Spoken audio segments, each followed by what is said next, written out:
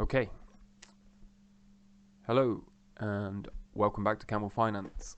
I'm your boy Camel, and today we are going to be talking about Bitcoin and the latest attack for Bitcoin, and then we'll look at some charts to close out. So I hope you enjoyed today's episode. Be sure to follow us on Twitter, subscribe to the channel if you haven't already, and let's get into it. So this is our headline: Greenpeace, crypto billionaire lobby to change Bitcoin code. The Ripple co-founder Chris Larsen has spent $5 million to finance an effort where they claim to be lobbying to change the code of Bitcoin. So why do they want to do this? Well, to be frank, this is kind of a silly attack on Bitcoin, and it's not even a genuine one, and I'll show you that in a minute. This is much more of a social attack than it is a physical attack on Bitcoin. Really what they want to do is to move from a proof of work system, which is energy intensive, and move to a proof of stake system, which is not energy intensive. For those of you that don't know, a proof of work system is similar to mining gold, where energy needs to be expended. In the case of gold, you have to expend energy in the form of fossil fuels to dig down and refine the ore, and in order to get your gold. So it takes energy to retrieve money, and this is similar to how the Bitcoin process works. The miners need to expend electricity. They need to give up, do work in order to give up electricity, and in exchange they are rewarded with Bitcoin for successfully mining the blocks, and this keeps the network secure. So this is incredibly important. It's worth noting that the Bitcoin community has chosen this already. Earlier on in Bitcoin's life, the Bitcoin community had the opportunity to give up some of the security in order to get faster transaction times, or more transactions through in a given minute. But the network has already decided. This is one of the benefits of a decentralized network like Bitcoin, where the network as a whole has no one single point of failure, and therefore has chosen already that it would rather have slower transaction times and less throughput, and in exchange for that will have higher security.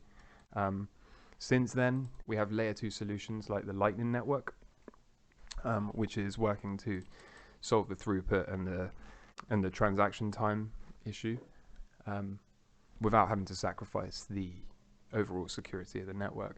A proof of stake, on the other hand, is much closer to the fiat system, in the sense that people with the most coins earn the most, or rewarded the most. So just like in the fiat system, those closest to the banks and the printers benefit more than the people furthest away from them. This is how a proof of stake system works. It's nowhere near as secure, and the problem with this is the people that have the most amount of the tokens are able to fork the chain at will, make updates, and control and dominate the network in a way that a proof of work network simply cannot be dominated or controlled. So it's already been decided that the Bitcoin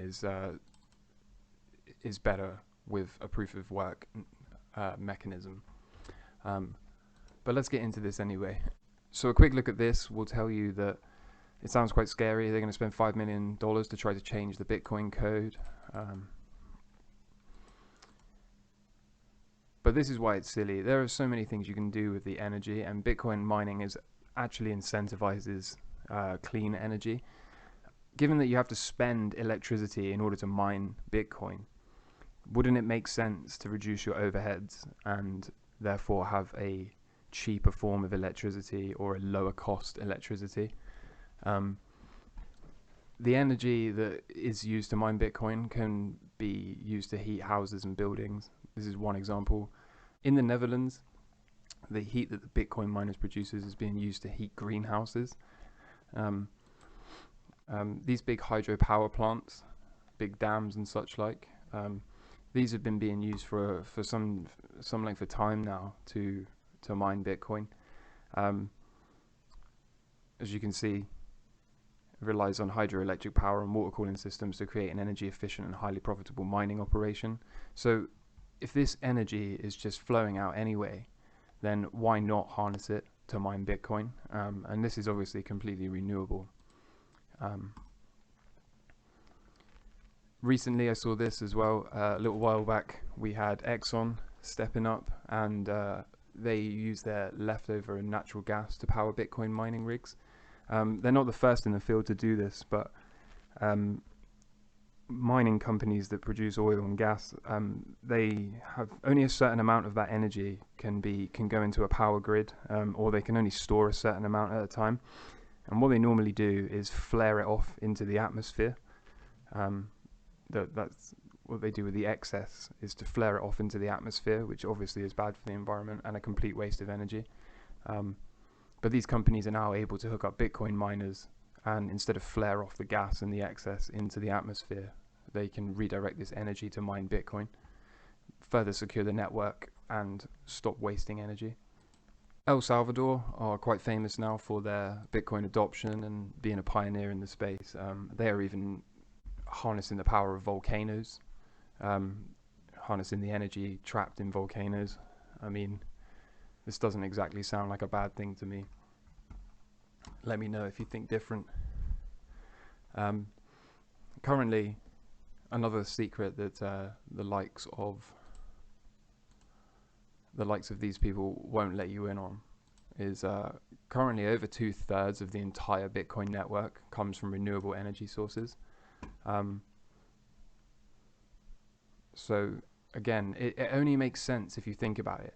If you have a business where you need to spend electricity in order to mine Bitcoin, and then you need to sell some of your Bitcoin to cover your energy costs, wouldn't it make sense to do everything in your power to make sure that the energy and the electricity you're using to mine Bitcoin was renewable, cheap, and in an ideal world free? If your energy is completely clean and free, then you have no overheads, apart from, of course, the computer rigs, the ASIC machines that they use to mine Bitcoin.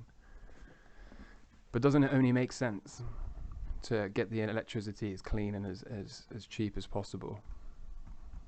Finally, this is how you know, I said at the start, that this is more of a social attack than actually a serious attack. A Bitcoin improvement proposal can be submitted via GitHub, and there is no such improvement proposal that has been submitted. You can come here, and anyone that's got an improvement proposal for the Bitcoin protocol, they can come here and post it, and then loads of people will, all the developers and people that know the code will, discuss this and review it, and if it's actually deemed acceptable or a genuine improvement, and it's accepted by the whole network, or at least I should say a consensus, it's accepted by a majority consensus, then these improvement protocols will be accepted and implemented. So given that there is no sign of these people spending their $5 million to actually try to improve or change the code, this is much more of a social attack than it is a physical one. Okay, so heading over to the charts. I think 2 days ago, when I did some charts, we started off with the S&P. I outlined this purple scenario. I said that we might eventually get a trendline break. I thought it might be a bit higher, and then we'll get this drop into a half cycle low. So far, I don't know, is this it? Does it go a bit higher first? I don't know, but for me, this is a no-go until we can form this half cycle low in and around the next week, I would say. So for now, I'm not acting on this. Oil, I think I drew these two lines and said this is a situation. For me, this is still in no man's land. A breakout upwards for me is a long, or a breakdown is a short for me. But I'll be sitting patiently. I don't need to act while we're in here. I'll see what happens. Gold, we're going to be doing a deep dive on gold probably tomorrow. It looks like it's trying to break out or thinking about breaking out. I'm definitely not going to rush in. I want to see a daily close above this to be entertaining this, and preferably with gold, I like to wait for a retest of this line. So if we can break out, retest, and then bounce off, that's absolutely going to be a long from me. Silver, I guess, will be a similar look. Probably this sort of situation. If we can break above that, for me that would be another long. Perhaps we can do something like this and then break out and then maybe retest and crack on back up here somewhere. That would be nice. That's one scenario. I'm not saying it will happen, but for me the long comes with a breakout above this box. And lastly, Bitcoin, since this was the topic of the day. As I said, I think this is still a danger zone. We haven't really done anything. I think we're still following this trend. Do we break down? If we break down here, I'll be slightly worried, but I could see it. I have no problem with a pullback to retest the top of this. That's absolutely fine with me. And I think this sort of, again, if we draw a fib from this high down to this low here, drag it across, you can see this danger zone is kind of lining up quite nicely. So will it, won't it? I don't know. For now, no problem with Bitcoin. I'm sure it will continue to do Bitcoin things. And coming soon, I'm going to do a deep dive into the case for why I think this is long-term going well up into this region. But for now, I'm your boy Camel. I hope you enjoyed today's episode.